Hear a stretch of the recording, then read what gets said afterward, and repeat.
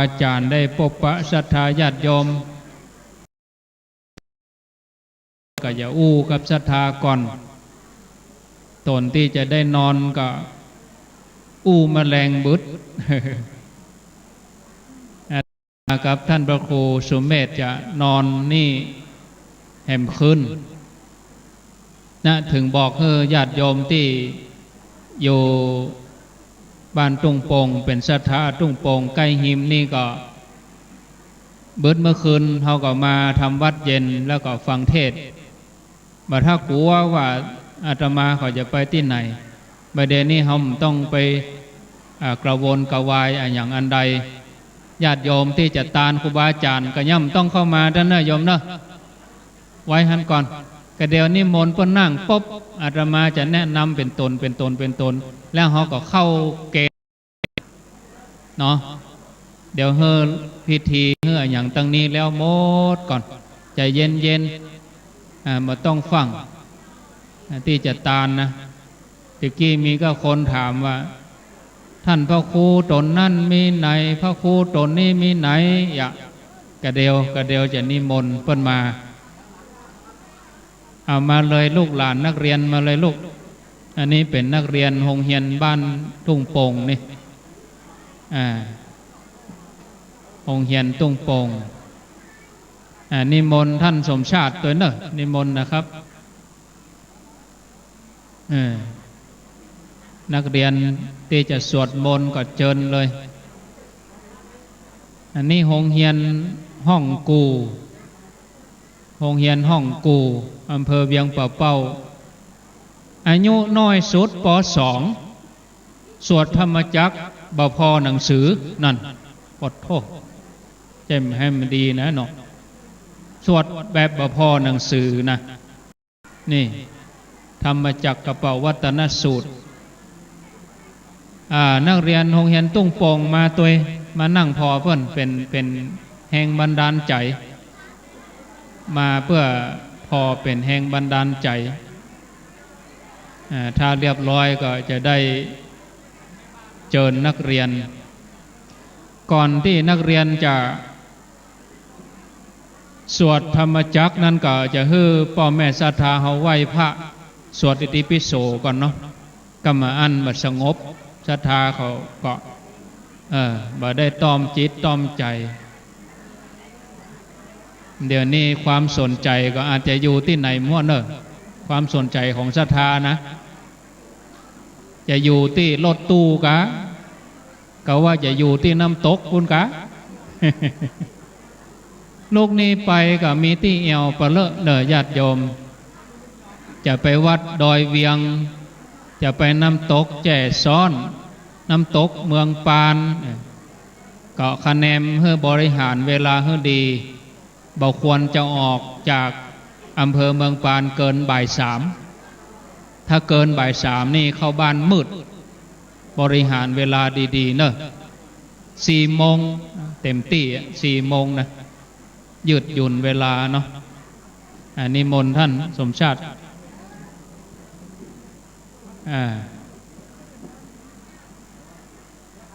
นักเรียนโรงเรียนตุ้งโป่งเนาะเจิญเนอะครูบาอาจารย์เอานักเรียนเข้ามา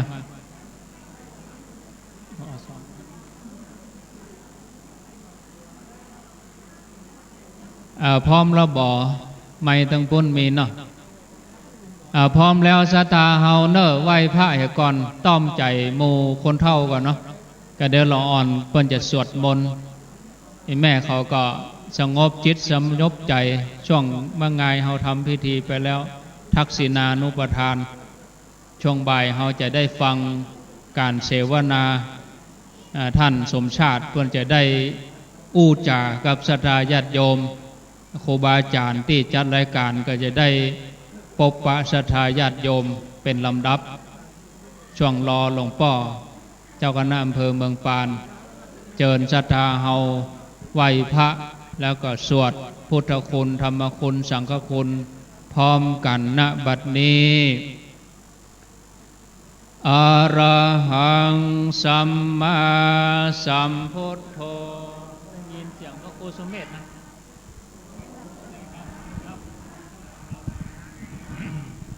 อิวาเทมิสวากาโตอะกวตาธัมโมธัมมังนามัสสามิสุปฏิปันโนภะคะวะสาวกสังโฆสังฆังนะมานะโมตัสสะภะคะวะโตอะระหะโตสัมมาสัมพุทธัสสะนะโมตัสสะโตอะระหะโตสัมมาสัมพุทธัสสะนะโมตัสสะ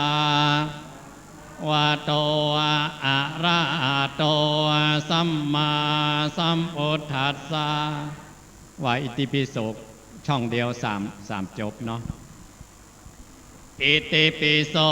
ภะคะวะอะระหังสัมมาสัมพุทโธเวชจารณะสัมปันโนสุขโตโลกวิทูอนุตตโรสัทธรรมสารติสันทาเทวมนุษย์นางพุทโธภะคะวะติอิติปิโสภะคะวะอะระหังสัมมาพุทโธเวชชาจารณะสัมปันสุขโตโลกวิทูอนุตตโรปุริสัทรติสันทาเทวมนุษย์นางพุทโธภะคะวะติอิติปิโสภะคะวะอะระสัมมาสัมพุทโธเวชจารณะสัมปันโนสุขโตโลกวิทูตโรปุริสธรรมสารติสัทธาเทวมสานังพุทโธภะคะวะติหันหน้าไปทางพระประธานคือพระพุทธรูปโน้มหัวอัญชลีแล้วก็ไหว้หันหน้ามาทางพระสงฆ์โน้มหัวไหว้แล้วนั่งลง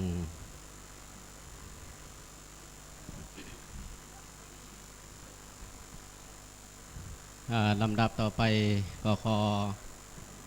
ถวายความเคารพพระเถรานุเถระเจ้าคณะพระสังฆาธิการครูบาอาจารย์จู่ต้นจู่องค์ขอความผาสุกในธรรมจงมีแก่บรรดาศรัทธาญาติโยมทุกท่านลำดับตอนนี้ไปกลุ่มยุวพุทธสัมพันธ์วัดหงกูตำบลป่าเงี้ยวอำเภอเวียงป่าเป้าจังหวัดเชียงรายจะได้มาสาธยายมนต์บทพระธรรมจักรกัปปวัตนสูตรซึ่งเป็นพระธรรมเทศนากันแรกหลังจากที่พระพุทธองค์ได้ตรัสรู้อนุตตรสัมมาสัมโพธิญาณที่ใต้ต้นศรีมหาโพธิ์เมื่อวันขึ้น15 ค่ำแห่งเดือนวิสาขปุณณมี หลังจากนั้นแล้วพระองค์ก็ได้เสวยมุติสุขอยู่ในขวางแก้วขวางต้นศรีมหาโพธิ์7 ตีใน7 วันเป็นเวลาอยู่49 วันโดยที่บ่ได้ฉันภัตตาหารเสวยวิมุตติสุขเสร็จแล้วพระองค์ก็ได้ดำเนินจากที่ขวางต้นศรีไปสู่ณดินแดนแห่งหนึ่งซึ่งมีกว้างนักที่สุดในบริเวณนั้นเรียกว่าป่าอิสิปตนมฤคทายวันแขวงเมืองพาราณสีเมื่อวันขึ้น14 ค่ำแห่งเดือนอาสาฬหปุณณมีพอถึงวัน15 ค่ำแห่งเดือนอาสาฬหปุณณมีกงจักรก็เริ่มหมุน กงล้อก็เริ่มหมุนแล้วตั้งแต่วันนั้นเป็นต้นมานั่นก็คือพระองค์ทรงแสดงพระธรรมเทศนากันแรกเมื่อวันขึ้น15 ค่ำแห่งเดือนอาสาฬหปุณณมี2พระเทศนากันแรกก็คือพระธรรมจักรกับปวัตนสูตรที่น้องๆเด็กๆจะได้สาธยาย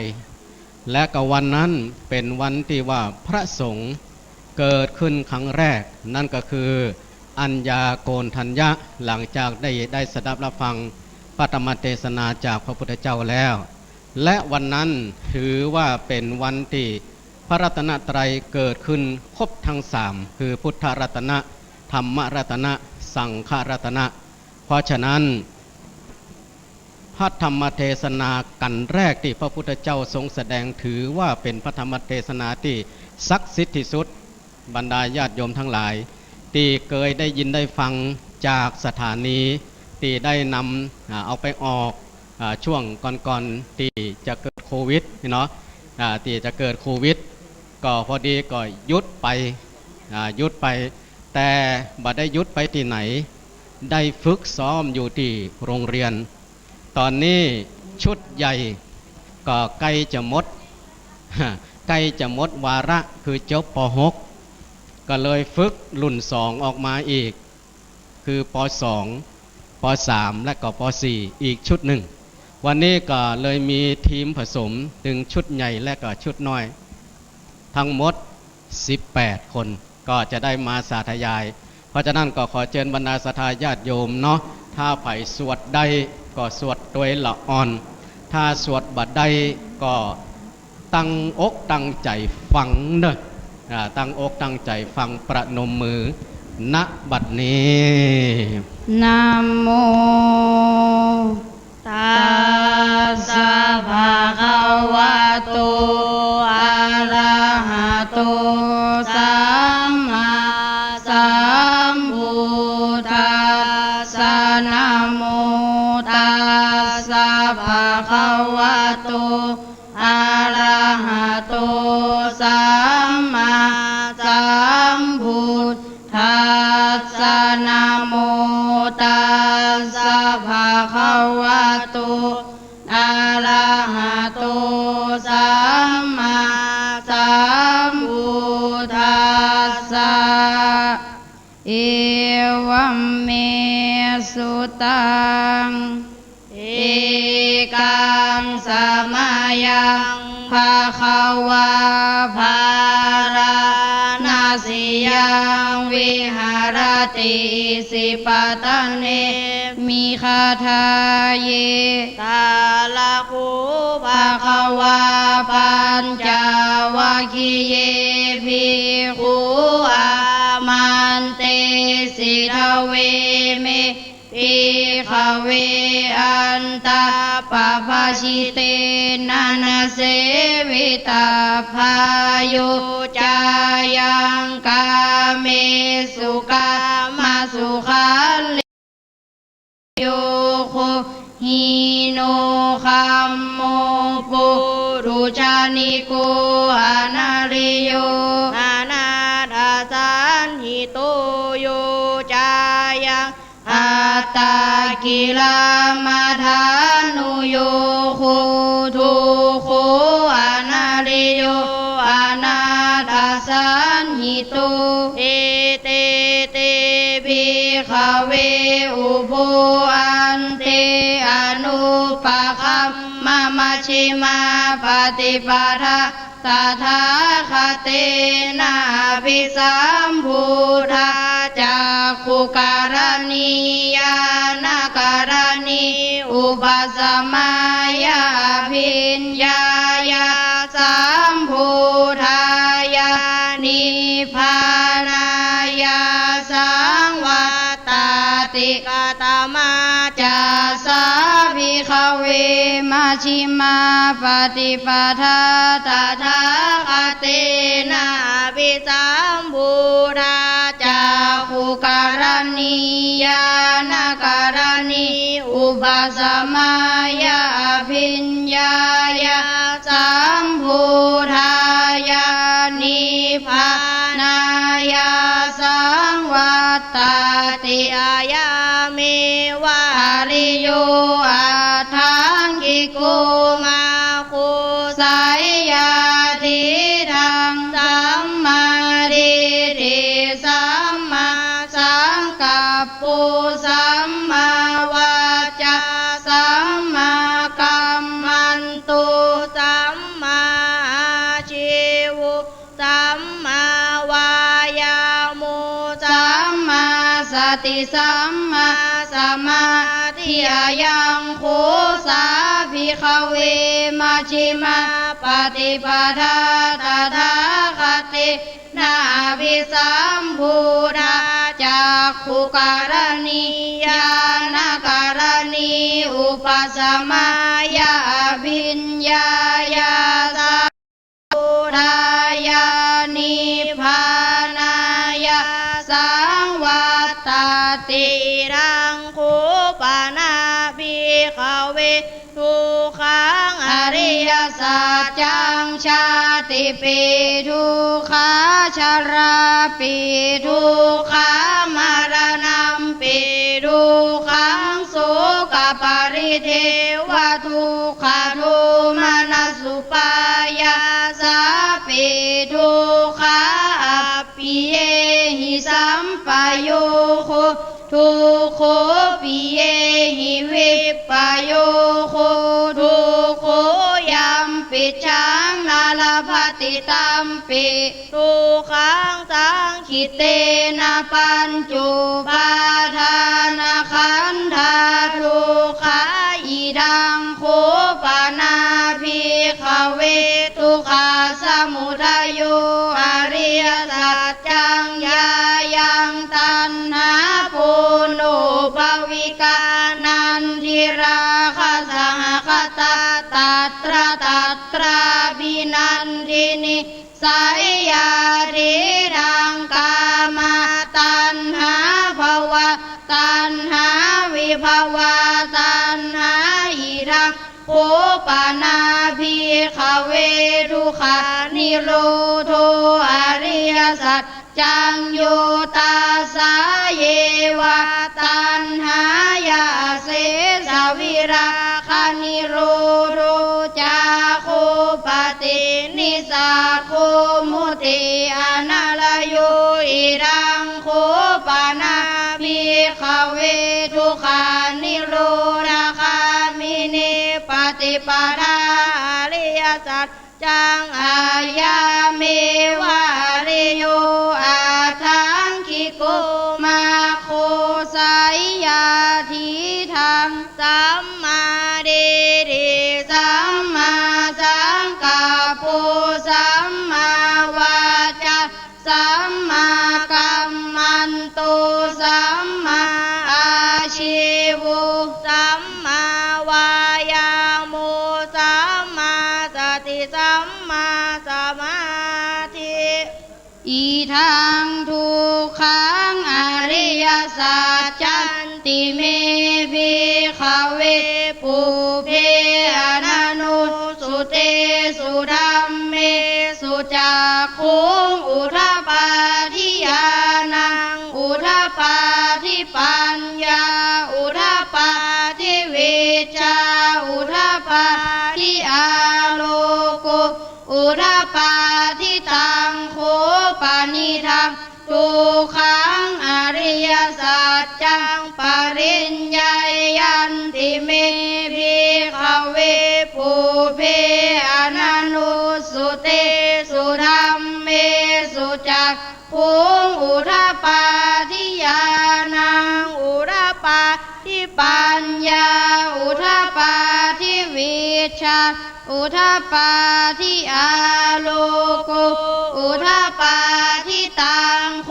ปนิทังทุกขังอริยสัจจังปริญญาตันติเมภิกขเวปุเพอนันุสุเตสุธัมเมสุจักขุงอุทธปาทิญา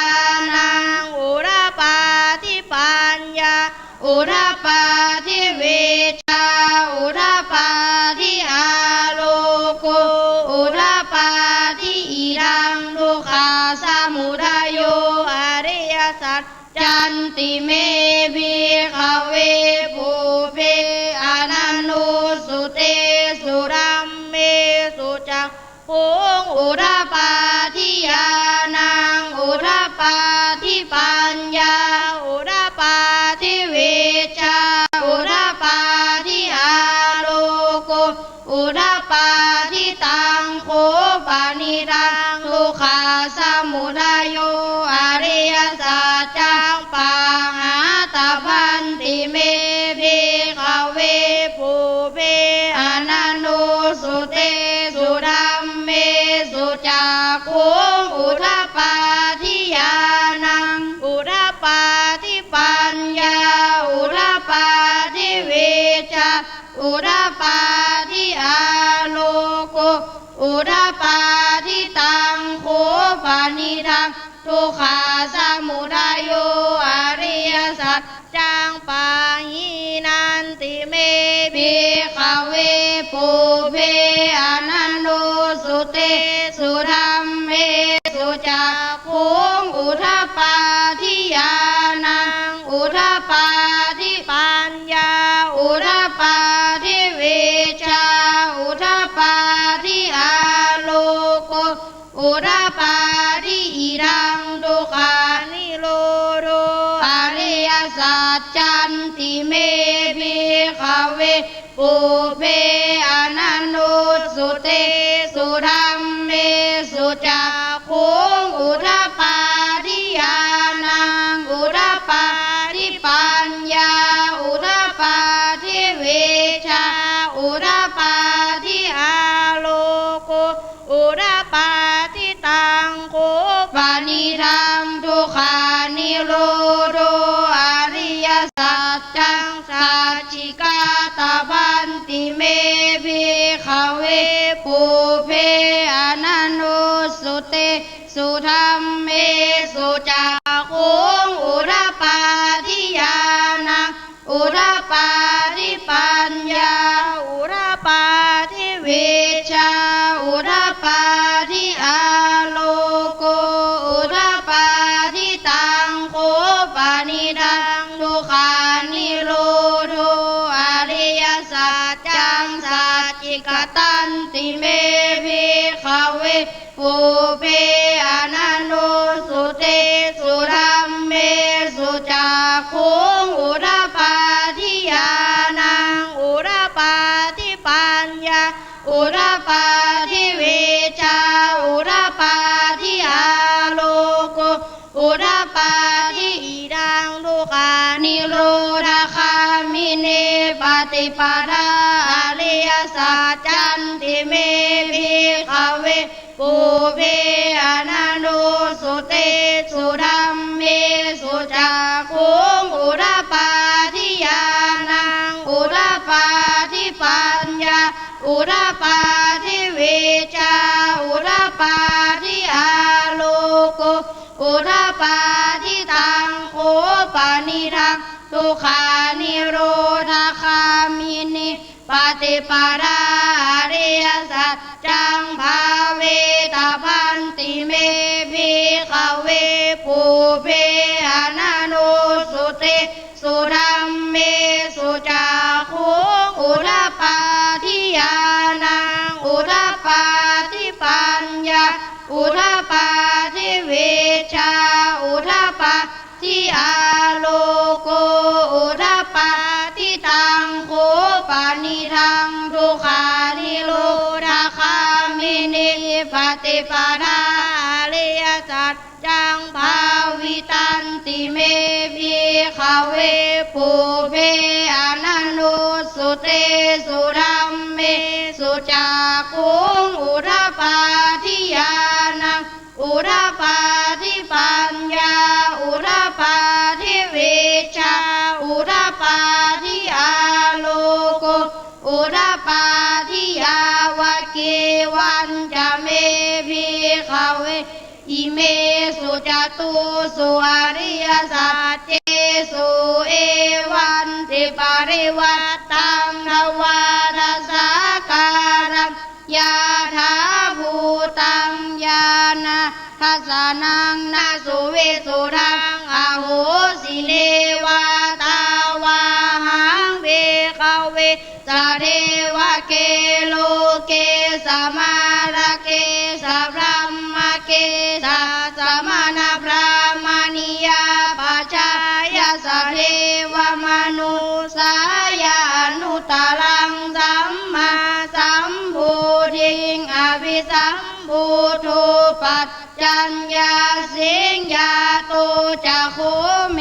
พิขเว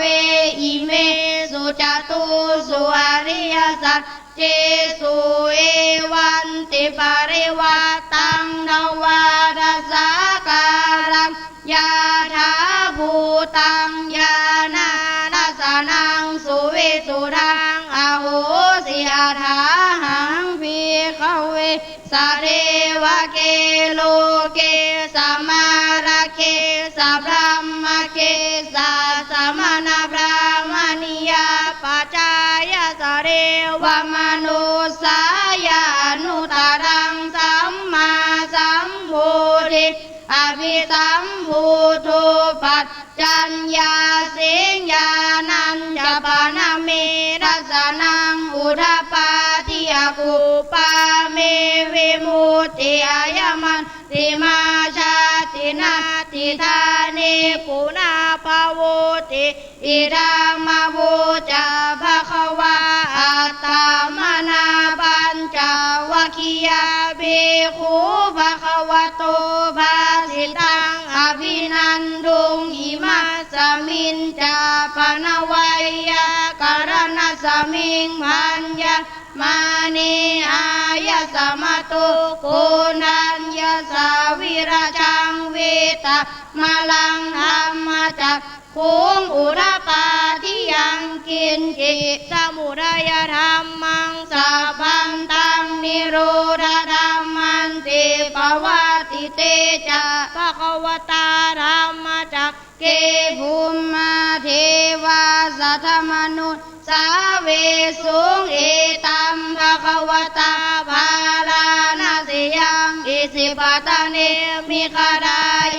อนุตรังธรรมจักกังปวัติตังอาปาติวัติยังสมเนนวาพระมเนนวาเทเวนวามาเลนวาพระมุนาวาเกนะเจวาโลกาสมินติภูมานังเทวานังสัทธังสุตวาจาตุมมหาราชิกาเทวาสัทธมนุสาเวสุงจาตุมมหาราชิกานังเทวานังสัทธังสุตวาตาวติงสาเทวาสัทธมนุสาเวสุงตาวติงสานังเทวานังสัทธังสุตวายามาเทวาสัทธมนุสาเวสุงยามานังเทวานังสัทธังสุตวาตุสิตาเทวาสัทธมนุสาเวสุงตุสิตานังเทวานังสัทธังสุตวานิมานารติเทวาสัทธมนุสาเวสุงนิมมานารตินังเทวานังสัทธังสุตวาปารณิมมิตวสวัตติเทวาสัทธมนุสาเวสุงปารณิมมิตวสวัตตินังเทวานังสัทธังสุตวาพระมกายิกาเทวาสัทธมนุสาเวสุงเอตัมภควตาภาลานาสิยังอิสิปตะเนมิคาดาเยอนุตรังธรรมจักกังปวัติตังอาปาติวัติยังสมเนนวาพระมเนนวาเทเวนวามาเรนวาพระมุนาวาเกนะเจวาโลกาสมินติอิติหะเตนะคะเนนะเตนะมุหุเตนะยาวะพระมโลกาสาธุอภูคเชอายัญจาราสสหัสสิโลกาตุสังฆัมปิสัมป กัมปิสัมปเวทิอาปามาโนจาอุลาโลอุภาโสโลเกปาตุระโหสิยติกัมเมวะเทวานังเทวานุภาวังอะระโคภะคะวะอุรานังอุราเนสิกัญญาสิวะตาบุกุทันโยอัญญาสิวะตาบุกุทันโยติติรังอายะสมตุกุทัญญาสาอัญญากุทันโยตะเววนามังอาโหสิติ ปานา ปานาสัตว์ไม่ฆ่าอาทินนาไม่ลักของกาเมไม่หมายปองคุณลักของใครๆมุสาไม่พูดปดไม่โกหกและเหลวไหลสุราและมีไรไม่ดื่มเหล้าเมาฝีเอ่ย พนันกัญชา พนันกัญชาสุราบุหรียาบ้ายาอีเป็นผีกินคนทำให้ยากจนเป็นคนเหลวไหลทรัพย์สินเสียหายร่างกายเป็นภัยถ้าเลิกไม่ได้ต้องตายแน่เอ่ยถ้าเลิกเสียได้สบายใจเอ่ย ถ้ามันเรียน ถ้ามันเรียนอะไรก็ต้องรู้ ถ้ามันดูอะไรก็ต้องเห็น ถ้ามันทำอะไรก็ต้องเป็น ถ้าไม่เล่นมันแต่ท ถ้าขานเรียน ำถ้าขานเรียนอะไรก็ไม่รู้ ถ้าขานดูอะไรก็ไม่เห็น ถ้าขานทำอะไรก็ไม่เป็น ต้องลำเค็นเป็นขอทานเพราะขานเอ่ย อ้าวศรัทธาญาติโยมสาธุขึ้น3 ครั้งพร้อมๆกัน สาธุ สาธุ สาธุ จบไป เป็นอย่างใด ต่อไปนักเรียนโรงเรียนบ้านตุ้งโป่งลองสาธุดังๆเฮ้อปีๆน้องๆเขาเหรอสาธุดังๆลูก1 2 3เบาลำไปอ่ะเอาดังๆกะแหมกำเอาดังๆตั้งใจหน่อย1 2 3นะยังคนได้กินข้าวตอนเอากลับได้ขยับขยาย อ้าวศรัทธาญาติโยม มันว่าถ้ามีน้ำมันมันจะไปมันได้วะ ละออนกำขันไปเลยเนาะ กำคันไปเลย ลูกหลานไป จ่อยเติมน้ำมันคำว่า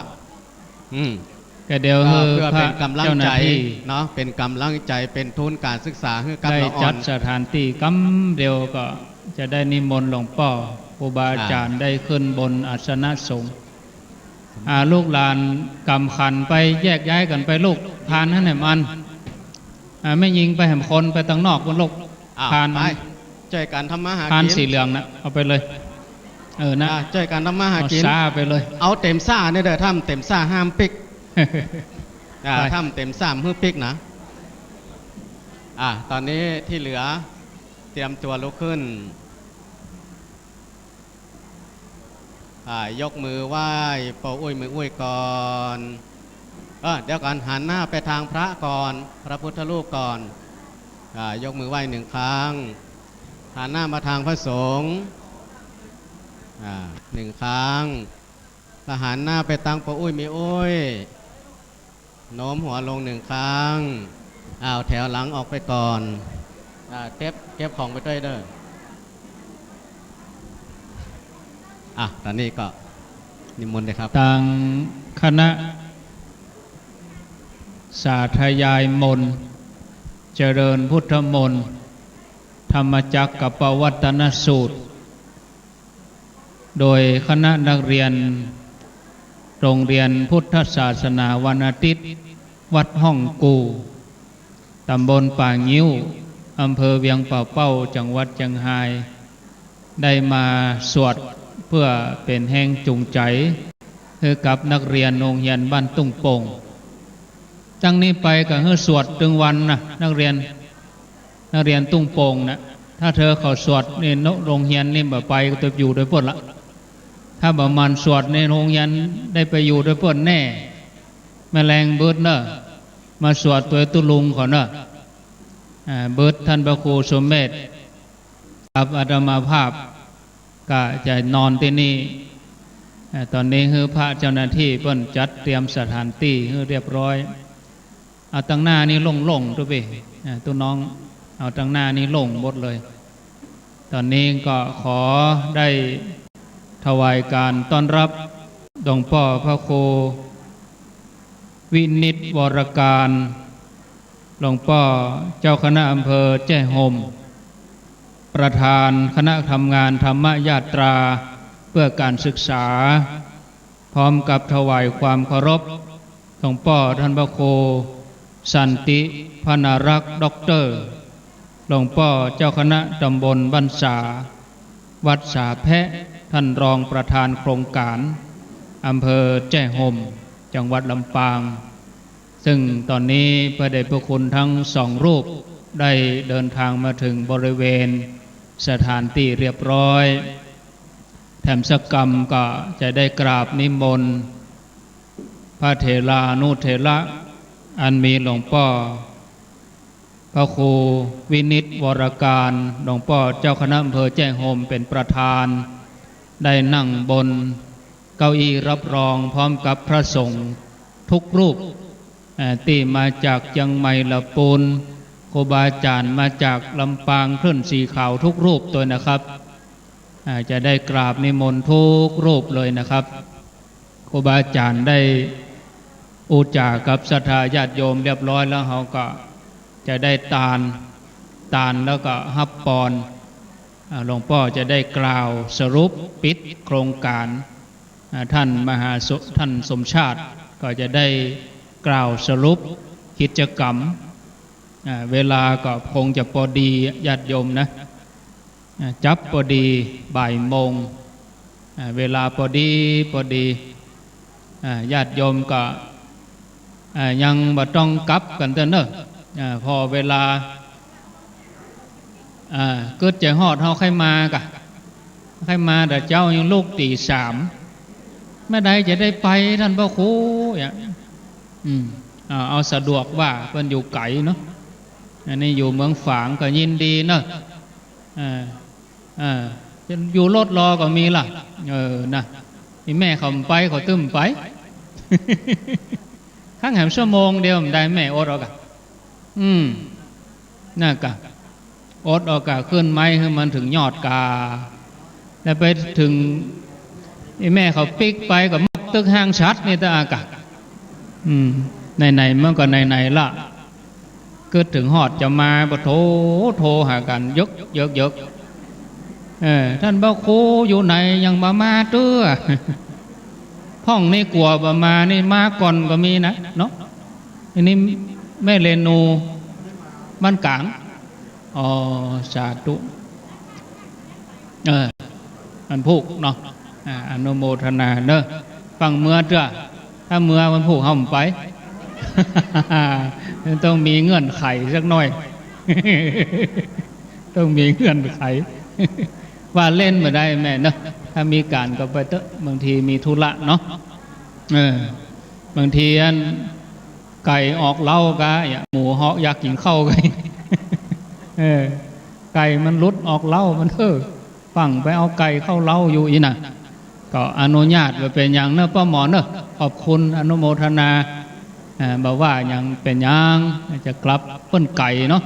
บางฝั่งก็ถึงประมาณ6 โมงแรงอยู่ดีมีสุขเนอะพี่น้องบางฝั่งใจประการแม่อายตอนนี้เจ้าหน้าที่เพิ่นกำลังเตรียมสถานที่เนอะแต่มาภาพก็จะได้ไปขั้นรายการเพราะว่าถ่ายทอดออกสถานีวิทยุเอาขึ้นมาเลยเก้าอี้ว่างนี่แล้วเมืองฝั่งออกไปละญาติโยมขยับมาเลยแม่ขึ้นนั่งแทนก็ได้หรออนุญาตสาธุ ฟังเมื่อแต่เนยโยมเนอถ้ามีอย่างจำเป็นแต่ว่าก็บ่ต้องเมื่อเตื้อยังบ่แล้วเตื้อนะอาตมาว่าประมาณบ่ายสองเวลาบ่ายสองเนี่ยใจเย็นโอ้เกี่ยมกันเป็นเดือนท่านสมชาติเพิ่นยังเตียว2 เดือนป่ายดูเพื่อวันนี้เพิ่นเตียวถึง2 เดือนกับ9 วันเตียวเป็น2,000 กิโลเพื่อวันนี้แล้วเราเดินทางแค่ 4-5 ชั่วโมงแต่ก็ดีใจที่ญาติโยมได้มาโรงทานก็หลายรถตู้ก็ประมาณ44 กัน44 กันละ10ก็คน440บวกรถส่วนตัวเขาก็ตีเฉลี่ยเป็นประมาณ50เนาะเป็น50คนประมาณ500 กว่าคนเนาะอนุโมทนาตอนนี้ก็ได้เตรียมสถานที่เหตุที่เอาเก้าอี้ขึ้นก็เพราะว่าญาติโยมเขานั่งเก้าอี้ถ้าครูบาอาจารย์นั่งแต้นสั่งก็บาหันหะมะยะบาหันหน้าครูบาอาจารย์พระเจ้าประสงค์ก็เดี๋ยวเพิ่นจะถ่ายทอดออกสถานีวิทยุโดยออกเฟซบุ๊กโดยนะเอามาตัววัยรุ่นก็วัยรุ่นใครปิกแต่เนาะคนเฒ่าก็ใครอยู่โดยตู้เจ้าละอ่อนวัยรุ่นก็กึดถึงน้ำตกก็แหละไปตามวัยเขาก็ต้วยใจเขาน้อยแม่เนาะเขาก็ต้วยใจเขาไปเตอะนะเตือนหน้าเขาก็ไปร่วมกันแถมเมืองฝางนี่โอ้เปิ้นฟังกันนักหลวงพ่อถ้าเปิ้นบัติธุระเปิ้นก็จะมาหลวงพ่อพระครูสุจิตานุรักษ์หลวงพ่อเจ้าคณะอำเภอฝางหลวงพ่อเจ้าคณะอำเภอเวียงป่าเป้าก็ตั้งใจจะมาพอดีวันนี้คณะสงฆ์อำเภอเวียงป่าเป้ามีประชุมคณะสงฆ์บางส่วนก็มาหลวงพ่อพระครูปฏิภาณธรรมทินก็นำศรัทธาญาติโยมเข้ามาตอนนี้ถ้าตั้งสถานที่เรียบร้อยก็ขอกราบนิมนต์นะครับกราบนิมนต์ครูบาอาจารย์ทุกรูปเลยนะครับอันมีหลวงพ่อพระครูวินิจวรการหลวงพ่อเจ้าคณะอำเภอแจ้ห่มประธานคณะทำงานธรรมยาตราเพื่อการศึกษาท่านหลวงพ่อพระครูสันติพนารักษ์ด็อกเตอร์หลวงพ่อเจ้าคณะตำบลบ้านสาวัดสาแพะนะครับหลวงพ่อพระครูปฏิภาณธรรมทินวัดพระธาตุม่อนจอมพอท่านพระครูสุเมธธรรมเสวีวัดม่อนฤาษีท่านพระครูสถิตสารคุณวัดหนองผาขาวอำเภอป่าซังจังหวัดลำพูนท่านพระครูกัลยาณปราโมทวัดม่อนห้วยแก้วท่านพระครูปริยัติรัตนโชติวัดห้องกูเวียงป่าเป้าแล้วก็ท่านพระอาจารย์สาธิตธีรปัญโยที่ปัญโยแม่เมาะลำปางแล้วก็นิมนต์ท่านพระธิการบุญเลิศตัวนะครับท่านอาจารย์บุญเลิศทิพย์สัพโพเจ้าวาดวัดตุงโป่งนิมนต์ตัวนะครับนิมนต์เลยนะครับทุกรูปครับขึ้นบนเลยครับนิมนต์หลวงพ่อครับ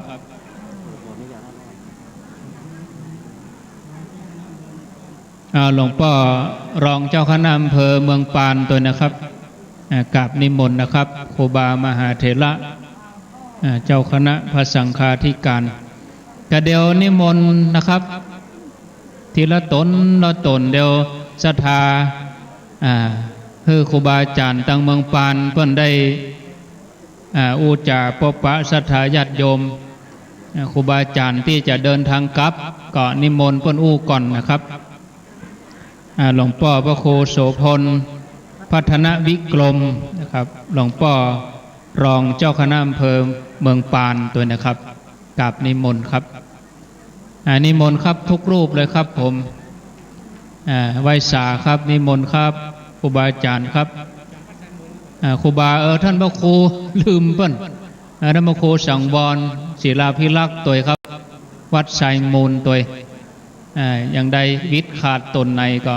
กระซิบกระซาบมาเน้นลักตัวเนอะเอานิมนต์ตัวเลยเน้นลักขึ้นบนเวทีเป็นอย่างอนุญาตได้ปะได้ปบกระเดียวญาติโยมจัดตานที่มาถามอาตมานะตนนั่นมาก่อนตนนี้มาก่อนเนี่ยนะอย่างยะตานเนี่ยยะมันแน่นใจดีตานเนี่ยยะมันแล้วใจนะศรัทธาที่อยู่ใกล้อยู่หิมเป็นศรัทธาตุ่งโป่งเขานี่ก็บ่ต้องไปฟังอย่างเตื้อเพราะว่าบึดเมื่อคืนก็มานะถ้าบ่เกินถ้าคนมาทำวัดบ่ถึง50 คนเขาเปิดแล้วเนอะบึดนะเขาอีกเอ็นละบึดนะถ้ามาทำวัดเย็นบ่ถึง50 คนเนี่ยมาพอเนี่ยเอ็นละกรมศรัทธามี200 ป่ายนะมาทำวัด10 ป่ายนี่ก็บายบายสวัสดีจบก่อนนะเบิดนะเบิดมาทำวัดเย็นเนอะศรัทธาไก่หิมนี่บ้านขออย่าตงซานตงจีบ้านขอเมืองปานเนี่ยบ้านแพะหมดเนี่ยศรัทธาเขาที่ฟังรายการวิทยุบึดนี่ได้อู้เต็มที่ถ้ากลัวได้เลี้ยงเข้าเขาเห็นคาบอยู่บนผูกอ่ะ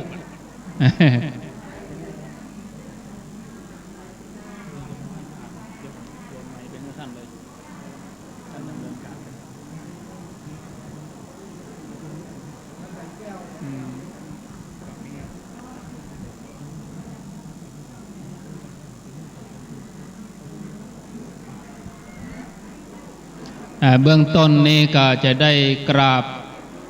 นิมนต์ท่านสมชาติเพื่อนได้กล่าวรายงานต่อหน้าท่ามกลางระหว่างสงฆ์นี่เนาะยืนแล้วเนอะท่านเอาแบบสบายนิมนต์ยืนกลางๆนี่ศรัทธาเขาก็ฟังเพื่อนเนอะจะไปเดือดศรัทธาเหยจะไปเดือดจะไปเดือดไปดัง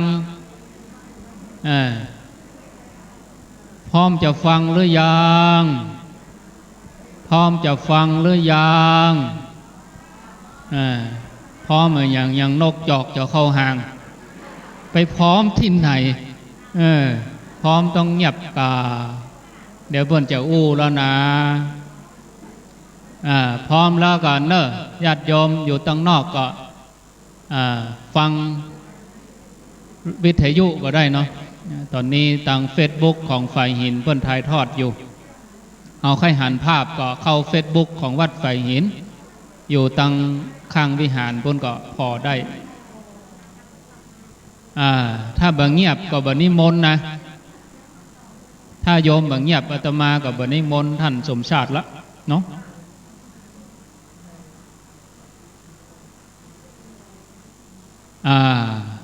ขอบคุณมากอันนี้ลองพร้อมได้เงียบจัดดีต่อไปจะเอาแต่แล้วเนอะอันนี้อย่าเอาแต่ละเนื่องจากคณะกรรมการคณะทำงานธรรมยาตราเพื่อการศึกษาโดยหลวงพ่อพระครูวินิตวรการหลวงพ่อเจ้าคณะอำเภอแจ้ห่มในนามประธานคณะทำงานพร้อมหลวงพ่อพระครูสันติพนารักษ์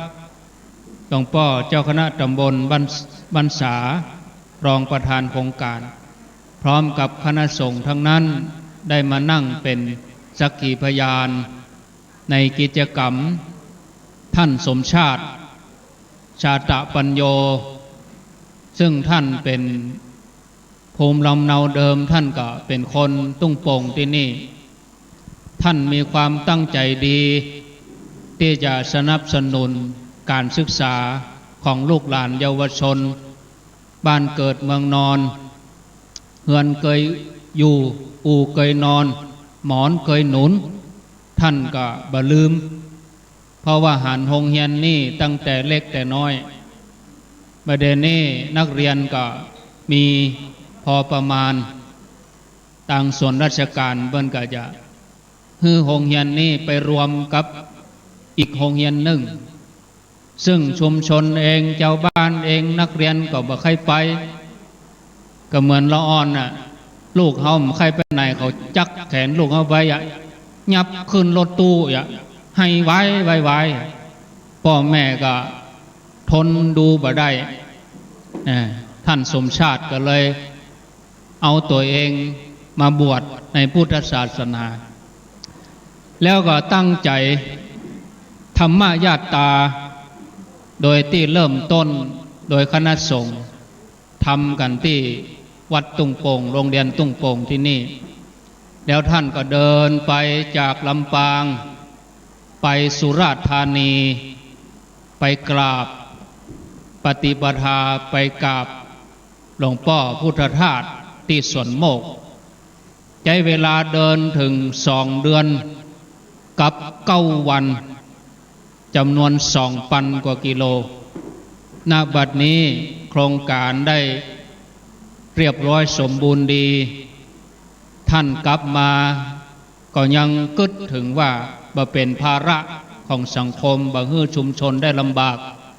ท่านก็ไปกักตัวที่ป่าช้าตามกำหนดเปิ้นก็14 วันแต่ท่านก็อยู่ที่ป่าช้าอยู่1 เดือนโครงการนั้นจบเมื่อตะวาวันนี้ญาติโยมทั้งหลายพร้อมกับครูบาอาจารย์ก็เดินทางมาเพื่อกำลังใจท่านก็ขอนิมนต์ท่านสมชาติได้นำกล่าวรายงานต่อคณะสงฆ์และแจ้งเจริญพรแก่ญาติโยมทุกคนในเวลาที่พอสมควรหลังจากนั้นขอกราบนิมนต์หลวงพ่อพระครูวินิจวรการหลวงพ่อเจ้าคณะอำเภอแจ้งโฮมในนามประธานดำเนินการหลวงพ่อจะได้ให้โอวาทและปิดโครงการต่อไปขอนิมนต์นะครับนิมนต์ครับครับขอนอบน้อมต่อพระรัตนตรัยแก้วเจ้า3 ประการคุณพระพุทธคุณพระธรรมคุณพระสงฆ์ตลอดถึงพระอริยสงฆ์ครูบาอาจารย์ที่อยู่วัดวาวัดตุงโป่งจุตนจุพระองค์ที่ได้พัฒนาวัดวามาจนถึงบัดนี้ถวายความเคารพนอบน้อมแด่ครูบาอาจารย์พระอุปชาของผู้ข้าท่านพระครูวินิจวรการเจ้าคณะอำเภอแจ้ห่มท่านพระอาจารย์ท่านพระครูโสพลพัฒนวิกรมรองประธานโครงการธรรมยตราเพื่อการศึกษาท่านพระครูสันติพนารักษ์ในฐานะรองประธานโครงการท่านครูบาอาจารย์ทุกรูปพระองค์โดยเฉพาะท่านพระอาจารย์สาธิตธีรปัญโยที่ปรึกษาของโครงการธรรมยตราเพื่อการศึกษาและก็ครูบาอาจารย์ผู้ที่จัดรายการติเมตตามาร่วมกิจกรรมในวันนี้และที่สำคัญที่สุดนะก็คือครูบาอาจารย์โพธิสัตว์ในใจของอาตมาตลอดไปท่านพระครูอภิวัฒนวิกรมบรรยงอภิวัฒโนเป็นครูบาอาจารย์เจอกันแค่ครั้งเดียวแต่เมตตาอาตมาในวันนี้หลายคนบอกว่ามาวันนี้ดีใจบารมีของอาจารย์นักเนาะคนมานักนี่นะอาตมาว่าบ่ใจเด้อของแต่อยู่ทางในเนาะญาติโยมทั้งหลายที่มานี้มาในนามของครูบาอาจารย์ของอาตมาท่านพระครูอภิวัฒนวิกรมส่วนใหญ่ก็มาโดยบุญของพระอาจารย์ฉะนั้นก็กราบนอบน้อมครูบาอาจารย์ทุกรูปทุกองค์เจริญสุขเจริญธรรมญาติโยมอีแม่กูครูกูคนวันนี้ก่อนจะอย่างจะขอน้อยหนึ่งก็คิดว่าคงบ่เป็นสิ่งที่นักหนาเกินไปถ้าอาตมาเป็นคนดีเป็นคนมีบุญเป็นคนที่เหมาะสมจะเป็นลูกเป็นเต้าของอีปอทั้งนายขอให้อีปออีแม่ทั้งหลายเปล่งคำว่าสาธุสาธุสาธุสัก3 ครั้งให้ได้ยินสักคำละ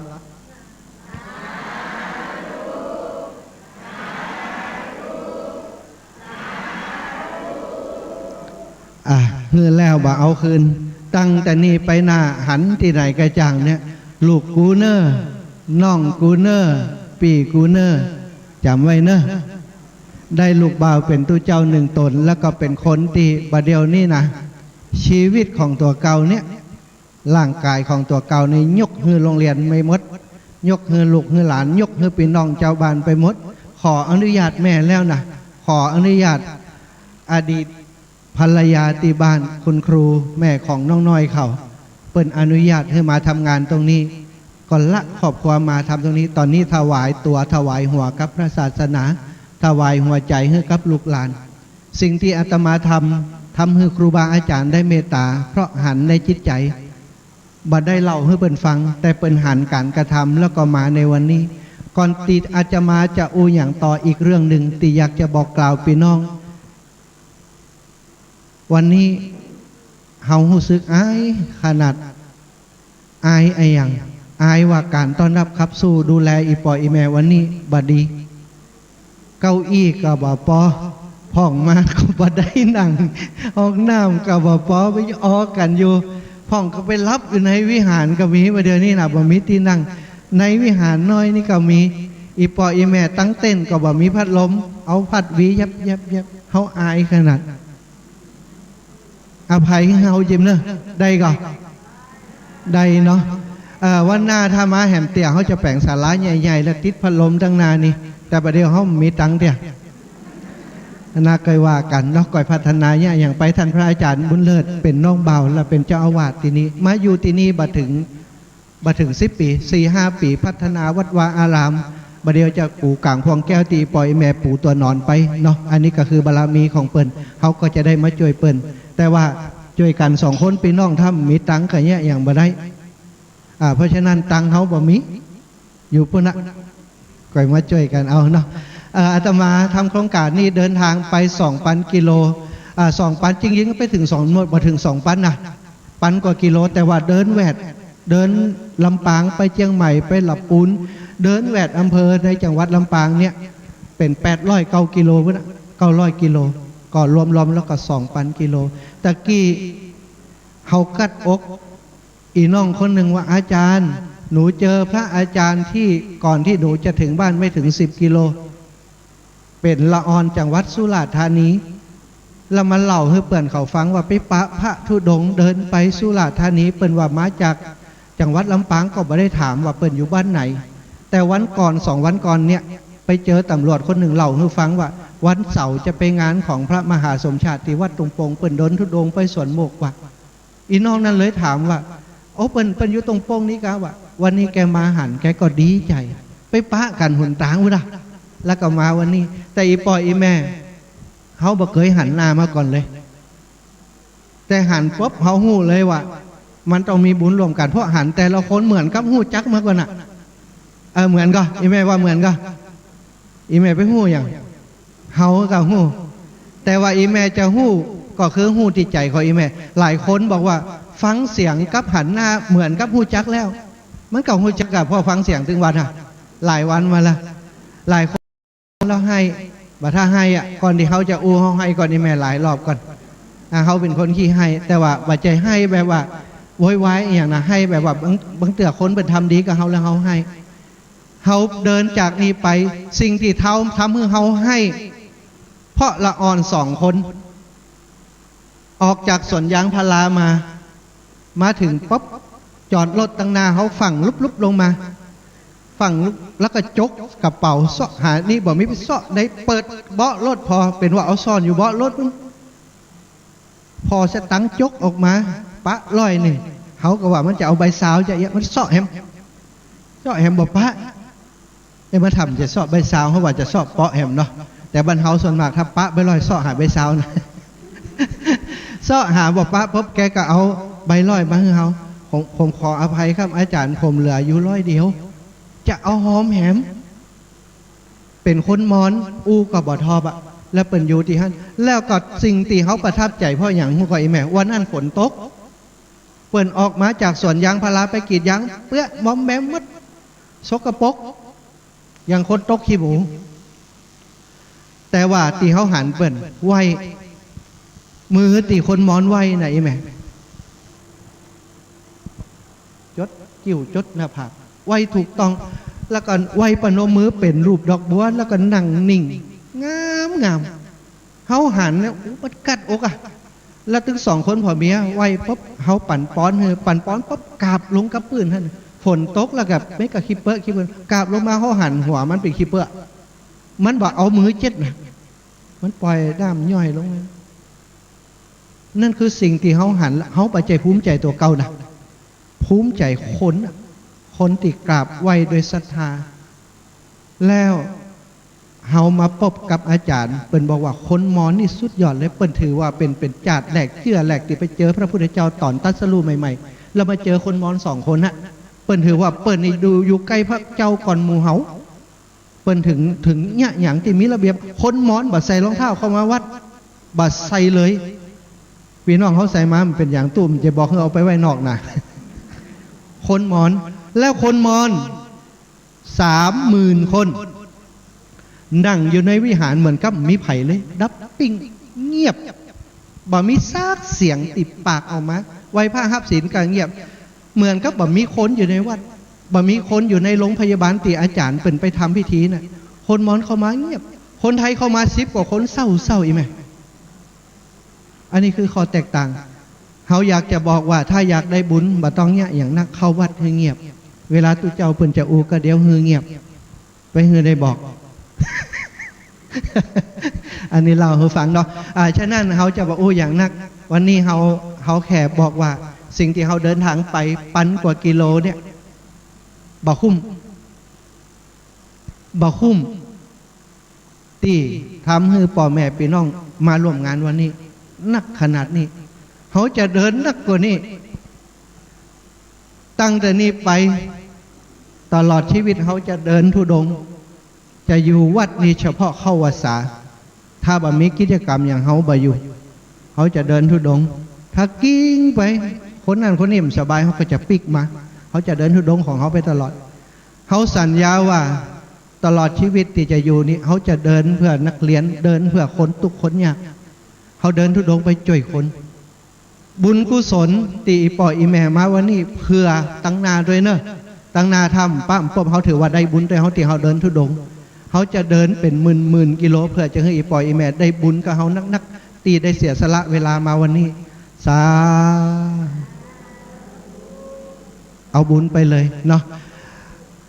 เขาก็ขอขอบคุณกับอีปล่อยอีแม่วันนี้ถ้าเขาแบบมีบุญถ้ามีครูบาอาจารย์ท่านพระครูอภิวัฒนวิกรมถ้าแบบมีป่อเขาท่านพระครูวินิจวรการเป็นพระอุปชาเป็นตุลุงแล้วมาเป็นป่อเขาตั้งธรรมได้ปกป้องคุ้มครองเขาคนหลายๆคนว่าเขาไปยุ่งอย่างกับโรงเรียนไม่ใช่เรื่องของเขาไปแย่อย่างตุเจ้าบางตนว่าจะนั่นแต่ป่อเขามาเป็นประธานเพราะฉะนั้นป่อเป็นคนอุว่าทำไมลูกของเปิ่นถึงปล่อยมาทำโครงการนี้ปล่อยลูกมีพรรษาแหลกพรรษาเดียวเปิ่นบอกให้เดินธุดงค์แต่ไปกราบป่อว่าไปได้พ่อท่านเนี่ยเป็นมหาปริญญาธรรม4 ประโยคบวชมาแล้วเป็น5-6 ปีบ่เอาพรรษาเก่าเอาพรรษาใหม่นะแต่ว่ามีภูมิธรรมสามารถจะดูแลตัวเองได้ป่อเขาเป็นคนอนุญาตเพราะฉะนั้นจะให้ป่อเปิดเป็นคนได้อู้ถึงว่าโครงการนี้มันดีจะได้จะขอบคุณอีปออีแม่ไปตัวในตัวเนาะฉะนั้นก็จะให้เวลาก็เปิดนักน้อยเขาก็จะขออู้น้อยหมดเอะความจริงกับเหมือนอะไรกันเนาะเพราะฉะนั้นก็จะกราบถวายความขอบคุณกับป่อนะครับท่านพระครูวินิจวรการได้อู้ถึงความเป็นมาเป็นไปของโครงการแล้วก็สิ่งที่เปิ่นอยากจะบอกพี่น้องทั้งหลายว่าโครงการเนี่ยมันมีประโยชน์จะได้และเปิ่นมีความรู้สึกจะได้ว่าถ้าโรงเรียนมันยุบไปหลวงพ่อท่านพระครูอาจารย์มีความหูลึกหูกว้างในเรื่องนี้วันนี้จะเป็นการบันทึกและถ่ายทอดเสียงตัวเขาต้องการให้เรื่องนี้มันเป็นสาระเป็นสิ่งที่คนอื่นจะได้ฟังและจะได้เข้าใจไอ้ปล่อยแม่ฟังเขาแล้วว่าเข้าใจเรื่องนี้นะถ้าฟังป่อเขาซ้ำจะเข้าใจนักเพราะฉะนั้นก็ขอกราบครูบาอาจารย์กราบป่อให้ได้เมตตาเนื้อคือข้อมูลกับญาติโยมแล้วก็ได้กล่าวสัมโมทนิยกถาต่างๆต่อไปสาธุ ขอน้อมกราบพระรัตนตรัยพระพุทธพระธรรมพระสังฆเจ้าพระเถรานุเถระท่านเจ้าคณะพระสังฆาธิการครูบาอาจารย์ทุกรูปนะครับโดยเฉพาะท่านพระครูโสพลพัฒนวิกรมรองเจ้าคณะอำเภอเมืองปานพระอาจารย์ท่านพระครูอภิวัฒนวิกรมเหมือนกันนะครับ เจ้าของสถานีวิทยุจัดรายการเพื่อนสีขาวคลื่นสีขาวเพื่อชาวประชาด้อยรอกันได้ข่าวการต่อสู้ที่ด้อยรอก็เข้มข้นเหมือนกันนะครับแถมน้อยก็โดนหมูอันนี้เขามายึดพื้นที่หมดขอเจริญพรญาติโยมนักศีลนักบุญทั้งหลายเจริญพรทุกท่านเท่าแก่พ่อแม่ครูบาอาจารย์ที่ได้ตั้งจิตตั้งใจมาร่วมอนุโมทนาฮือกำลังใจท่านมหาสมชาติตมาภาพอยู่แห่งอำเภอหนึ่งเขาว่าบ้านหลายดอยคนหลายดอยต้องพุ่นเจหมวันนี้มา2 ลูกกับท่านพระครูสันติพนารักษ์รักษาป่าได้รับปริญญาเอกกิตติมศักดิ์เมื่อกี่วันมานี้เพราะผลงานของเพิ่นวันนี้ก็ได้ยินท่านอาจารย์ท่านพระครูพิวัตรพัฒนาวิกรมว่าก็เวลา1 ชั่วโมงจะคือจบนี่เนาะก็ขอถ้ามันยาวไปก็ขอสุมาอภัยม่วนก็ว่าม่วนเอาเนาะธรรมาภาพกับท่านมหาสมชาตินี่ก็ในเครือญาติสาโรหิตเดียวกันเดินปีเป็นน้องกันธรรมาในฐานะที่ว่าโยมแม่เป็นคนอำเภอเมืองปานถึงได้ชอบมาอำเภอเมืองปานมันแถบหัวเมืองเดินพุทธบ้านยางพุทธเมืองหน่อยพุทธเวียงป่าเปาแต่ปบใส่บันษาแม่ขจานเอากระมิงเก่าปรากฏว่าหมู่บันษาเจหมพากันอพยพไปอยู่เมินไปมัน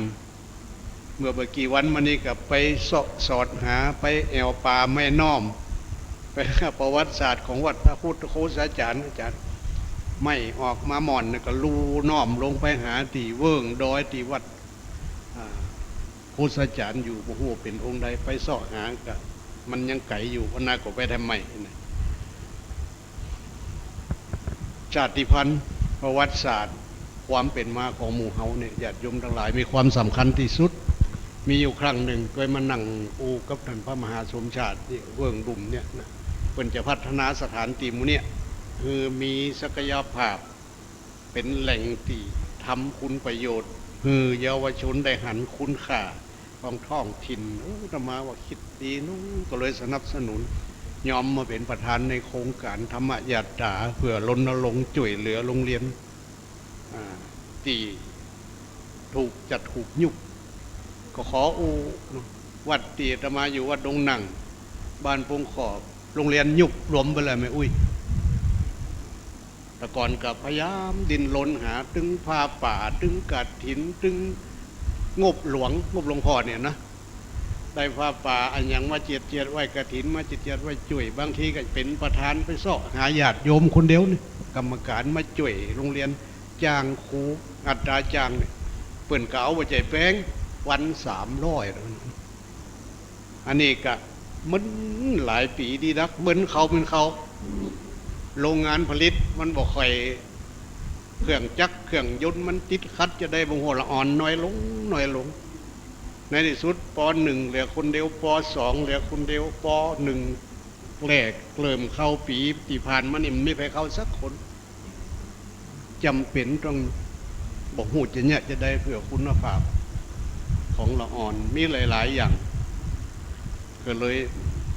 ไปสู่ศูนย์เรียนรวมบ้านสันมะเขือที่แรกท่านมหาสมชาติเป็นกรรมการศึกษาอยู่ที่โรงเรียนตรงปงก็พอให้หันดีด้วยเพื่อละอ่อนจะได้มีประสบการณ์นักมีเตือนมีผูกนักในที่สุดว่าเขาน่าจะช่วยได้เสียสละความสุขทั้งโลกไม่ใช่ธรรมดานะเพิ่นมีลูกมีเมียสุมาโอกรรมภาษาบ้านเราออกมาบวชเพื่อจะได้รณรงค์สร้างโครงการธรรมยาตราไปดึงอาตมาช่วยเป็นเจ้าภาพก่อนที่จะนี่กับเพิ่นตั้งใจไปไปจ๋าว่าจะบวชละจะได้ก็ต้องบวชเพื่อใจช่วยลูกช่วยหลานพัฒนาการศึกษาอาตมาอยู่คนละอำเภอก็จำเป็นมา โดยความตั้งใจพอหันควันตั้งใจของเพิ่นมาเป็นอุปชาไปปรึกษาหารือกันหันความตั้งใจก็เลยอนุญาตให้เพิ่นได้ทำโครงการธรรมยาตราอย่างที่ท่านอาจารย์ว่าตะกี้วันนี้เขาก็มายุดโครงการนี้เห็นสักระยะหนึ่งพออินดูบนเดินไก่ล่ำไปตอนไปนี่เริ่มต้นที่วัดเจดีย์สาวมีคณะสงฆ์ตึงในเวียงตึงแจ่ซ่อนตึงแจ่ห่มไปรวมนักหลายร้อยตนหลายร้อยคนตึงละเด็กละอ่อนทำไปทำมาติดตามเฟซบุ๊กคนตลอดเหลือคนเดียวเดินไปพุทธสวนโมกก็น่าหันใจมันเมื่อเปิดได้ยุดได้พักสักระยะหนึ่งก่อนต่อจากนั้นค่อยว่ากันแทมใหม่การศึกษาบ้านเฮามันเป็นระบบจากทางบนลงมาหน่อจานเนาะ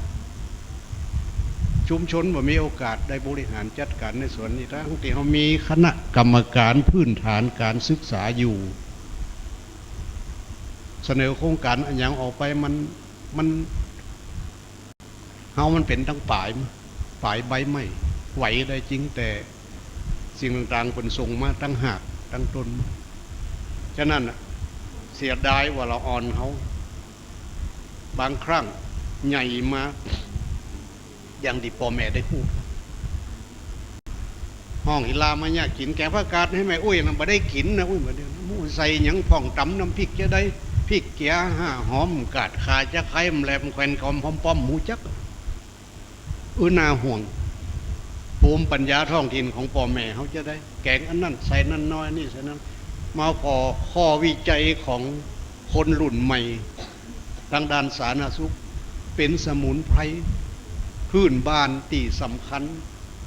บางอย่างสามารถต่อต้านอนุมูลอิสระได้น่ะคนเฒ่าเก่าคนค่อยเป็นอย่างจากเมืองฝางจากสารทิศมาถึงวัดหลวงปู่นี้ได้อันนี้ก็เป็นที่น่าห่วงอย่างหนึ่งยุคก่อนคงจะรุ่นอาตมานี่เนาะสมัยนั่นก็ยังพอจะมีทางน้อยจอมพลถนอมจอมพลประภาสจอมพลสฤษดิ์หมู่นั่นเนาะมันจะแบ่งการศึกษาหลวงวิจิตรวาทการวางแผนออกมานะคนจบแค่มศ.3สมัยนั้นขายงัวเลี้ยงส่งลูกขายไห่ขายนาส่งลูกจบมศ.3มาลูกยังสามารถไปสอบตำรวจได้เป็นครูบาอาจารย์ได้เป็นทหารได้ทำงานข้าราชการได้นักอยู่หลังจากนั้นมาบอกกี่ปีระบบการศึกษามันเปลี่ยนไปละอ่อนก็ลู่กันแข่งกันเฮียนลู่กันด้วยเป็นลูกจ้างเหี่ยปตุกอันนี้เป็นสิ่งที่อันตันใจอยู่ไว้เนี่ยจะได้ลูกหลานเขาบักกับมาพัฒนาบ้านเกิดบอกกึดที่จะทำอันยังเป็นกิจกรรมส่วนตัวของเนี่ยคือยืนบนลำแข่งลำขาของตัวเองได้โดยตนเองเนี่ยเรียกว่าอัตหิอัตโนนาโถเนี่ยไปคอยคล้อยตามนโยบายให้หมดอันนี้ก็เป็นที่น่าห่วงอยู่ปัจจุบันนี่วัดอาตมาจะตั้งกลุ่มเยาวชนตั้งกลุ่มหนุ่มสาวบ่ได้ละคนหนุ่มอยู่บ้านบ่ถึง 7-8 คนที่เหลืออยู่บ้านคือเฮียนบ่ฮู้เรื่องนะสุมาตรเอ็นแบบพ่อแม่ให้มาหาเกตบ่ถึงสมัยนั้นเพิ่นเอาออกดอกตกก็คือตกไปเลยก็เลยว่าโยมเป็นโอกาสของเฮาละต้องว่าเนี่ยเขาผู้ใหญ่มีเมตตากรุณามุทิตาอุเบกขาวางเฉยเอาแต่เจี้ยบ่แทงร้ายบ่แทงสร้างมันเหมือนกันบ่แทงร้ายมัดยอดขึ้นก้างมันยังอยู่ลู่ลงอยู่เอานั่นแหละมาเป็นโอกาสฮือกำลังใจละอ่อนมาอยู่ด้วยปอดด้วยแม่อันนั้นน่ะเขาจะมาจ่วยเนี่ยให้เนี่ยนาจ่วยเขาจ่วยนึ่งเขาเป่าไฟเนี่ยพบเนี่ยกินเลี้ยงปอกอยเขาจะเป็นโอกาสอย่างหนึ่งไอ้หมูที่เป็นเฮียนเก่งๆอันยังเก่งๆตามวิชาการตามโครงการมันน่ะก็เป็นก็ไปตามมันถึงปีใหม่คนเฒ่ามาดำหัวตู้เอาลูกคนบ้านใจ3-4 คนมาแอวมายำแม่หมดแล้วลูกของแม่เนี่ยมีไผมาเลยทำงานดิเนาะอยู่ปตท.กลางบ่อเจาะแต่คนอยู่หาดใหญ่โรงพยาบาล3 คนแต่คนอยู่ไหนแต่คนอยู่ หิมมาเลบุทำงานเก็บกัดสัมภากรกับมาทำก้อยน้อยใจว่าลูกหลานมาหาดีอย่างบ่ดีอย่างแต่เขาก็พยายามตมานี่ลูกหลานไปอยู่ที่ไหนก็ขอทวงบุญคุณเอาหันพ่อแม่นี่เป็นพระเจ้าขินของเฮาเป็นเทวดาของเฮาเป็นพระพรหมของเฮาทำหน้าที่ด้วยถึงแม้จะอยู่ไกลก็ขอไปมาหาสู่มามันได้ก็มีโทรศัพท์เอาใจสื่อให้มันเกิดประโยชน์มันมันอูมาหามีโอกาสพ่อว่ารักทำบุญไหวฉะนั้นบุญเลี้ยงเขามาเลี้ยงทันตอบเลี้ยงถึงกายถึงใจมีอย่างติดมือติดอย่างมาตัวเขาขาบมากำบุญกระกินของเฮาผ้าเสื้อผืนหนึ่งกระนุ่งกระทรงของเฮาในเมื่อเป็นมีชีวิตอยู่คนเท่าเก่าวันเฮาเป็นจังหวะฉะนั้นหรอกกินเมื่อลมยังดมเมื่อดังสาบหากรับปูรับดอยไปเลยจะไปห่อเขาซอกไข่ประเทศทั่วโลกนี่ก็มีไผ่ละเพราะหนึ่งเดียวคือป่อแม่ฉะนั้นจะอยู่ที่ขวางที่ไก่ไปอ้างว่าบ่มีเวลาอ้างตุกอ้างยากเปิ่นเลี้ยงเขามาบ่อ้างเลี้ยงตุกเลี้ยงยากสักน้อยลูกเป็น7เป็น8ก็เลี้ยงได้อันนี้ก็พยายามทวงบุญ